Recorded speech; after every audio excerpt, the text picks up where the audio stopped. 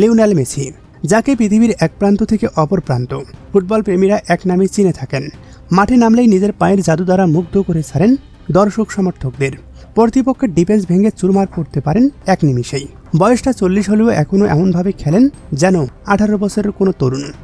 দেখে মনে হয় আরও কয়েক বিশ্বকাপ খেলতে পারবেন এই ফুটবল কিংবদন্তি। এবারও মুগ্ধতা ছড়িয়েই যাচ্ছেন।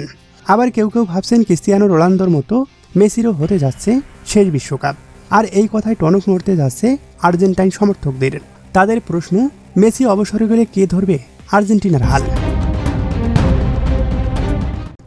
লিওনেল মেসি যখন আর্জেন্টিনার দল থেকে অবসর নেবেন, তখনই বা আর্জেন্টিনার আইকনিক 10 নম্বর জার্সি কে পড়তে যাচ্ছেন?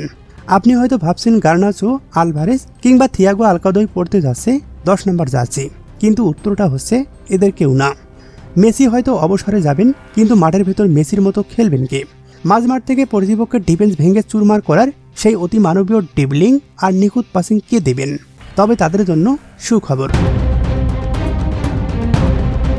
অনূর্ধ্ব 18 দল থেকে ইতিমধ্যেই এমন একজন বিস্ময়কর বালক উঠে এসেছেন, যাকে ফুটবল বিশ্ব চেনে মেসির আসল উত্তরসূরি হিসাবে।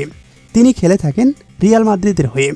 ফুটবল বোদ্ধাদের মতে মেসির সবচেয়ে কাছাকাছি যার খেলার স্টাইল, তিনি হলেন 18 বছর বয়সী ফ্রাঙ্কো মাস্তান্তোয়ানো। রিয়াল মাদ্রিদের এই তরুণ তুর্কি একদম মেসির মতোই খাঁটি বাঁ পায়ের জাদুকর। রাইট উইং বা ডান প্রান্ত দিয়ে বল নিয়ে ভেতরে ঢুকে নিখুঁত শট নেওয়া, কিংবা ডি বক্সের বাইরে থেকে মেসির মতো ফ্রি কিক ও দূরপাল্লার বুলেট শট মারা, সবকিছুতেই সে ওস্তাদ। আর্জেন্টিনার সাবেক কোচদের মতে চাপের মুখে মাস্তান্তোয়ানোর শান্ত থাকার মানসিকতা হুবহু তরুণ বয়সের মেসির মতো। তো দর্শক, এই ফ্রাঙ্কো মাস্তান্তোয়ানোই কি হতে যাচ্ছে আর্জেন্টিনার পরবর্তী মেসি? জানিয়ে দিন আপনার মূল্যবান মতামত।